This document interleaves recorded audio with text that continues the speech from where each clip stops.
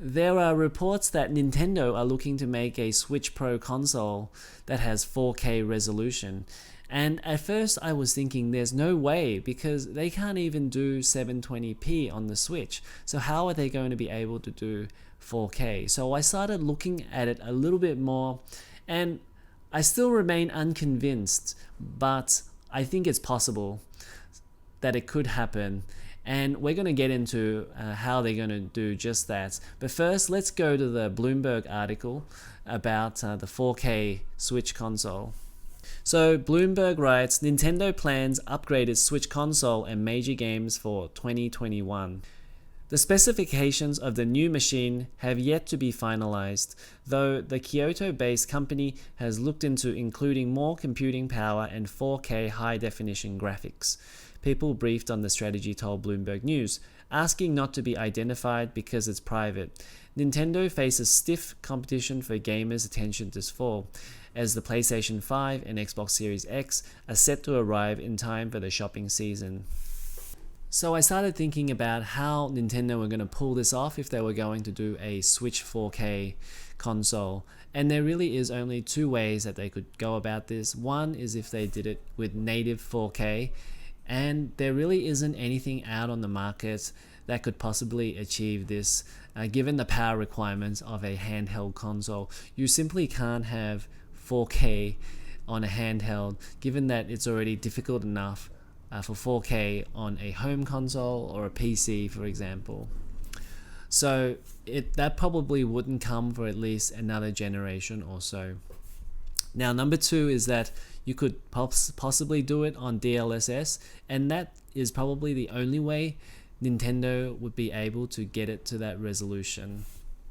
And so I started searching around how they would do this if they were going to do it on DLSS. So I looked on the Resetera forums, and there was a thread about DLSS 2.0 and a Switch 2 device. And, you know, a lot of people here are speculating, but one that caught my eye was Zombie's post, which was DLSS 2 can offer 130% performance increase. It literally can make a RTX 2060, which is 6 teraflops GPU, perform like a RTX 2080 Super over 11 teraflops.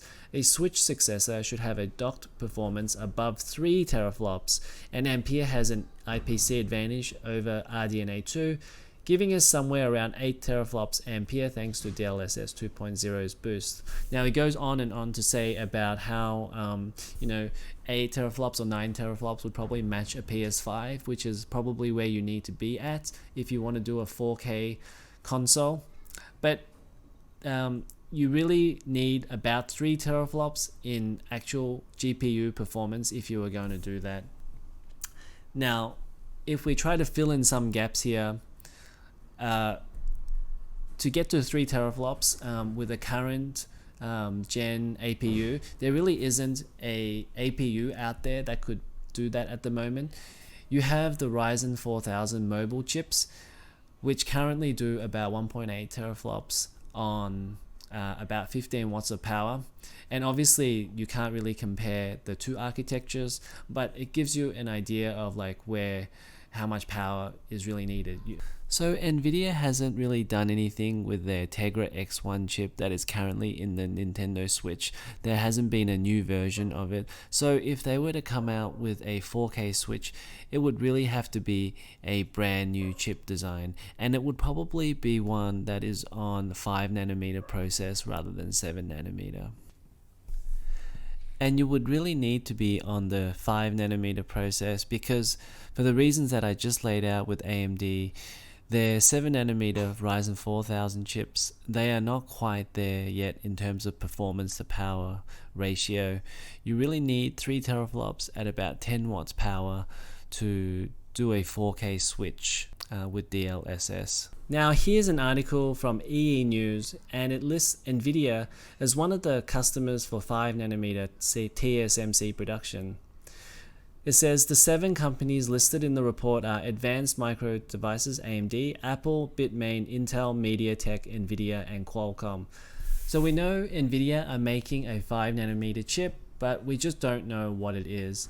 And if I was to speculate, I would say that it would probably be their more higher end devices, or their Hopper GPU, which is the one coming after Ampere. And I would say that they would put those first, because if they were going to put something on a new node, they would design it for the higher end 4090 and 4080, and then work their way down the stack to their mid-tier and low-tier products. And Nintendo Switch 2 would probably be a mid-tier or low-tier product, and so therefore they would design it for the 4090 and 4080 first.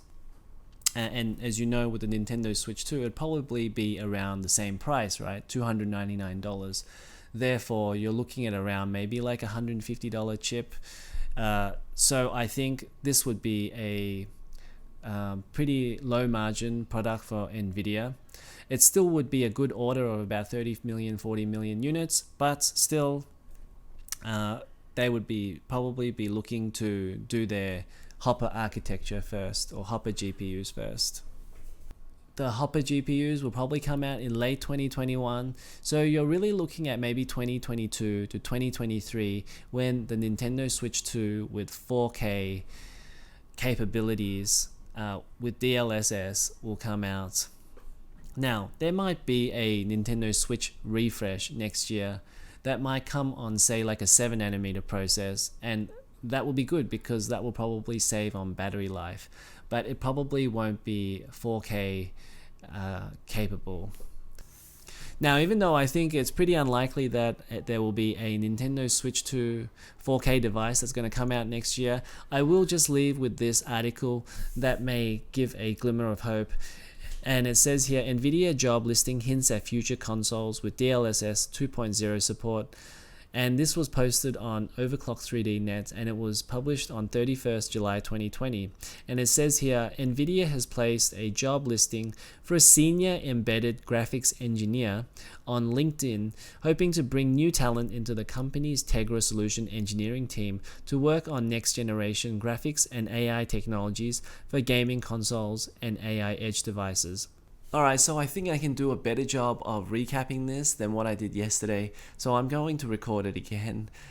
Right, so let's recap all of this by saying Nintendo can definitely make a Switch 2 with 4K capabilities, and that is through the technology that Nvidia has with DLSS, but they would probably still need about 3 to 4 teraflops of computing power. Now, they probably can't do this at the moment on 7nm, and they would probably have to go to 5nm to get the power performance ratio that they need. And I think if they were to do this on 5nm, it's probably not going to come out in 2021, simply because Nvidia is probably going to prioritize their Hopper GPUs first, and they're probably going to do their 4090 and 4080 first, meaning that as they work their way down the stack, it probably means that a Nintendo Switch 2, a mid-tier device, will probably come out maybe 2022 at the earliest, but it's more likely it's probably going to be 2023. Anyway, that's my analysis of the whole situation, and let me know what you think in the comments below. Do you think the Nintendo Switch 2 with 4K will come out in 2021, or do you think it will come out at a much later date? Okay, so click on the like button if you like this video, and make sure to subscribe to this channel for more gaming videos like this.